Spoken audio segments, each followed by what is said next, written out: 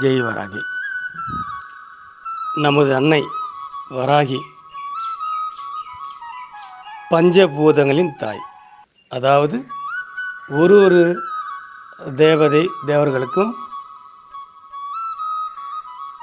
ஒரு பொருள் உண்டு. நம்ம அன்னை பூமியின் தாய். நிலம், நீர், நெருப்பு, காற்று, ஆகாயம், இந்த பஞ்சபூதத்தின் தாய் அன்னை. சாட்சாத் சிவபெருமானுடைய சொரூபம் நம் அன்னை வாராகி. நம் முன்னோர்கள் சித்தர்களும் சொல்லியிருக்காங்க. பஞ்சபூதங்கள் என்றாலே வாராகி, வாராகி என்றாலே பஞ்சபூதங்கள்.